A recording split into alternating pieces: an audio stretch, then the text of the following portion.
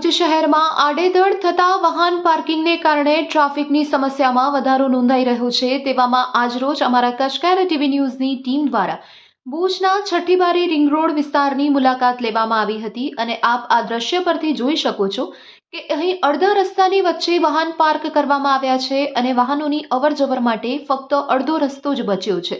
અને તેના કારણે ટ્રાફિકની સમસ્યા સર્જાતી હોય છે। આ ઉપરાંત વાત કરીએ વિરામ હોટલથી જ્યુબિલી સર્કલ પાસેના વિસ્તારની, તો અહીં પણ આડેધડ વાહન પાર્ક કરાતા હોય છે। ફૂટપાથ ઉપર અને તેની નીચે રસ્તાની વચ્ચોવચ્ચ વાહન પાર્ક થતા હોય છે, તેના કારણે પણ ક્યાંક ને ક્યાંક અકસ્માતો પણ વધારે થતા હોય છે। ટ્રાફિક પોલીસ દ્વારા ભુજ શહેરના સેવન સ્કાય રોડથી આગળના વિસ્તારમાં સાંજના સમયે ટ્રાફિક ડ્રાઈવ યોજવામાં આવતી હોય છે અને આ માટે નાના વર્ગના લોકોને દંડ પણ ફટકારવામાં આવતો હોય છે, પરંતુ ટ્રાફિક પોલીસને એ જણાવીએ કે સાંજના સમયે આપ આ વિસ્તારમાં પેટ્રોલિંગ કરો અને આ વિસ્તારમાં ડ્રાઈવ રાખો,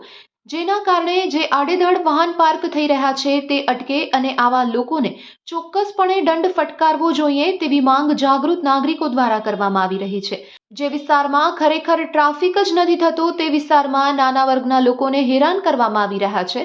અને જે વિસ્તારમાં ખરેખર ટ્રાફિકની સમસ્યા છે, વાહનો આડેધડ પાર્ક થઈ રહ્યા છે, લોકો ટ્રાફિકના નિયમોનું ઉલ્લંઘન કરી રહ્યા છે, તેમ છતાં તે લોકો પર કાર્યવાહી શા માટે નથી કરાતી? આ એક મોટો પ્રશ્ન હાલ ભુજના નાગરિકોને સતાવી રહ્યો છે।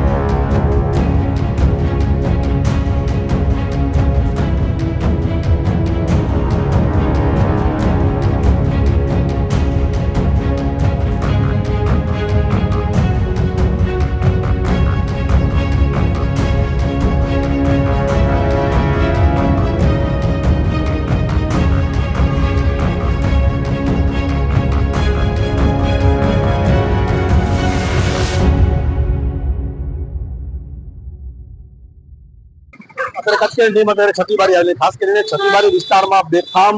ટ્રાફિક જામ થાય છે, આડેધડ વાહન પાર્કિંગ કરી જાય છે અને ટ્રાફિક પોલીસ માત્ર સિટી ટ્રાફિક જે છે એ કોડકી રોડ છે, સેવન સ્કાય છે, અમુક વિસ્તારો બાદ છે અને જે મજૂરો નીકળે છે સાંજના પકડીને તમે દંડ કરો છો, સાંજ સુધી 400-500 રૂપિયા કમાતા હોય અને 500 દંડ કરે, કેટલી યોગ્ય છે? ખાસ કરીને લોક અમારોની જરૂર તો અહીંયા ગાડીઓમાં છે કે રોડ ઉપર પાર્ક કરીને ચાલ્યા જાય છે, આના કારણે ટ્રાફિક જામ થાય છે અને બસ સ્ટેશન જિલ્લા પંચાયત છે, વિરામ હોટલ વાળો રોડ છે, જ્યુબિલી ગ્રાઉન્ડ થી જે મોટાબંધ પાસે રોડ આવેલો છે, ત્યાં બેફામ પાર્કિંગ કરીને ચાલ્યા જાય છે। તો ખાલી માત્ર આપણે કામગીરી બતાવવા માટે 5 થી 10 ગાડીમાં લોક મારશું એ કેટલી યોગ્ય છે? છઠ્ઠીબારી વિસ્તારમાં મોટા મોટા વાહનો અંદરથી નીકળે છે, સાંજના 8 વાગ્યા પછી નીકળવા જોઈએ, જેથી કરી અને બાઇક ચાલકો છે અને જે પગપાળા જે ટુરિસ્ટ આવે છે શોપિંગ કરવા, એ અડધો કલાક સુધી ફસાઈ જાય છે અંદર, કારણ કે એટલું બધું ટ્રાફિક જામ થાય છે। ખાસ કરીને લોક માંગણી એ છે કે તાત્કાલિક અસરથી આડેધડ જે પાર્કિંગ કરેલી ગાડીઓ છે એને લોક માંગણી દંડ કરો યા વોર્નિંગ આપો, આવું લોકો કહી રહ્યા છે।